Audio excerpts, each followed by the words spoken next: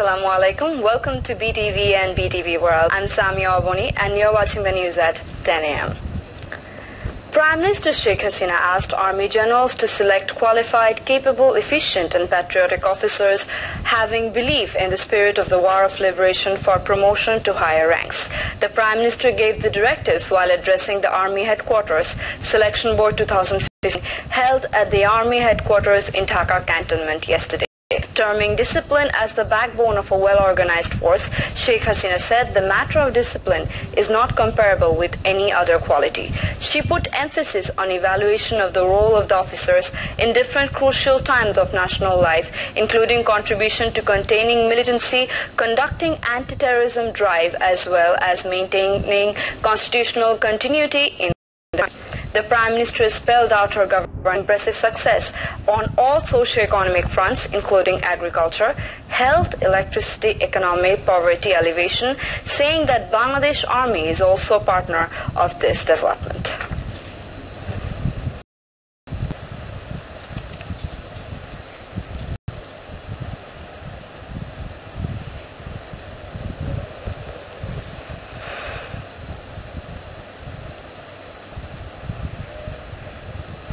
Prime Minister Sheikh Hasina's Information and Communication Technology ICT Affairs Advisor Shoji Bojit Joy has said Bangladesh has come to a stage of becoming a middle-income country.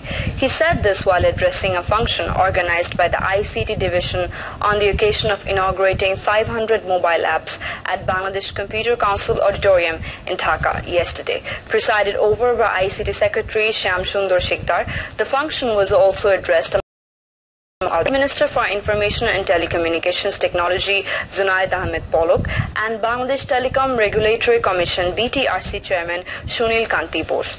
Shoji Bojit Joy said to pave the way for high-speed internet connectivity, fiber optic cable network will reach all the 4,500 unions by the end of this tenure present government.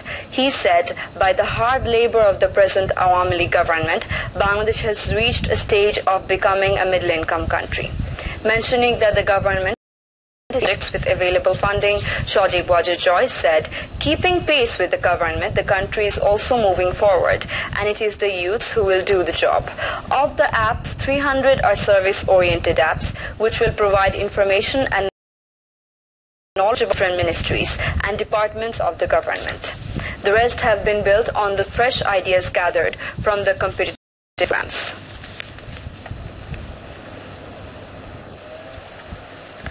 Experts yesterday at a discussion on the 7th Five-Year Plan SFYP suggested lessening the dependency on fuel and stressed on domestic coal mining for power generation. This said nearly 70 to 80% power is using imported fuel, which is creating huge burden on country's economy, while the domestic supply of fuel, especially coal, would ease the economic pressure.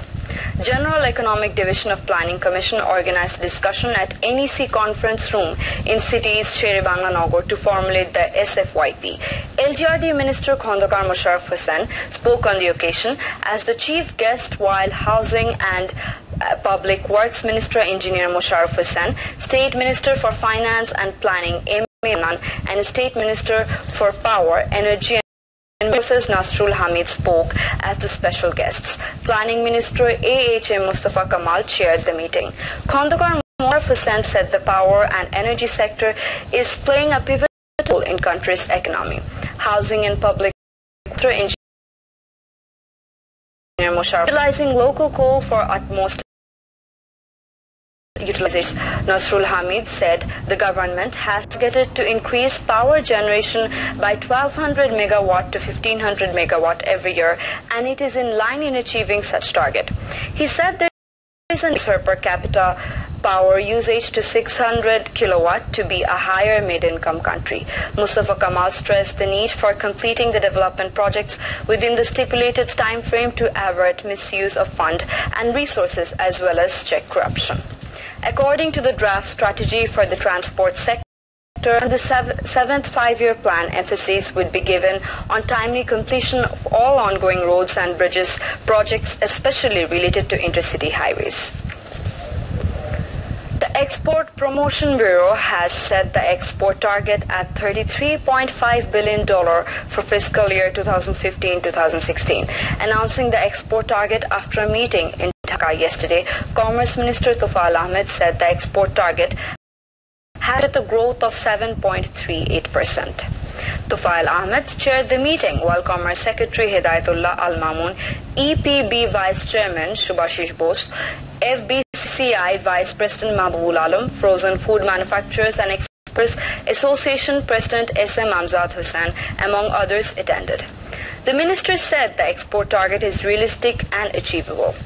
He said the export target for the fiscal year 2014-2015 was not achieved despite a rise in the volume of export because of goods came down in the international market.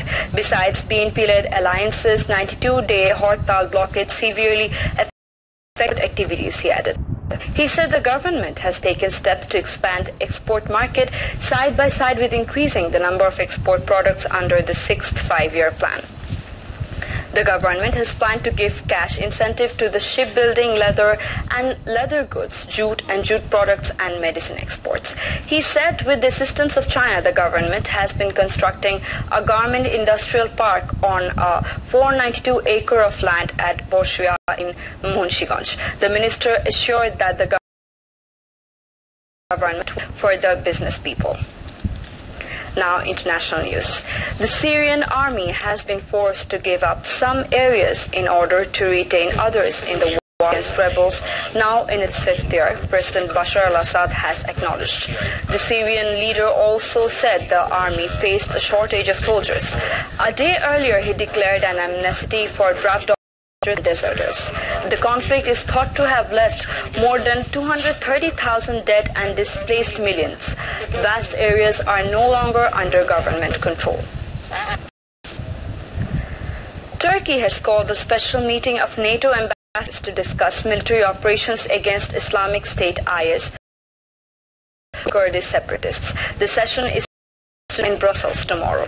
Turkey launched air attacks against IS militants in Syria and resumed air raids against PKK camps in northern Iraq following recent attacks. All seemingly fighting each other. That will be all from the newsroom at the moment. Thank you for staying with us. Khuda Hafiz.